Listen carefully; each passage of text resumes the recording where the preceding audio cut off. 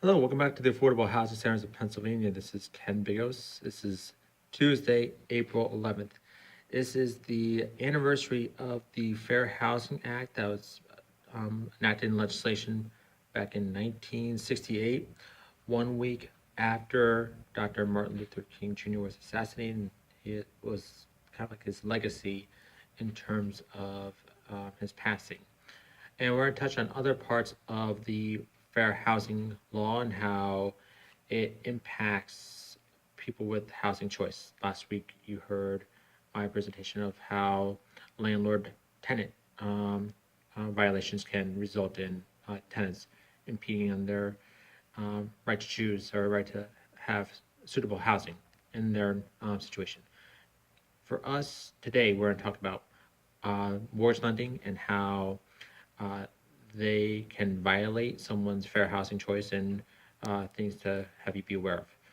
In the case of mortgage lending, in terms of fair housing law, in terms of the Fair Housing Act, so remember, they cannot discriminate based on race, religion, um, national origin, sex, familial status, color, um, and so those were some of the main particular protected classes that they have to abide by in the case, as well as age. That's a disability. So certain things in that case is like if someone is a senior citizen on Social Security, they cannot identify based on their person's age or their income status or where their source of income is, particularly here in Philadelphia, that they can determine, they can deny them based on that reason. That would be a violation of one's fair housing right.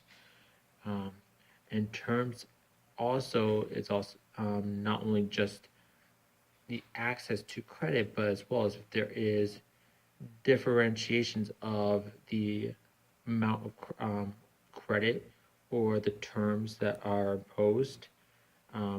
If one lender were to um, charge additional fees to minority borrowers, that would be a violation of the Fair Housing Act in comparison to not charging like a processing fee to white borrowers, or there is perpetual identification that they would increase the interest rates of minority borrowers as well.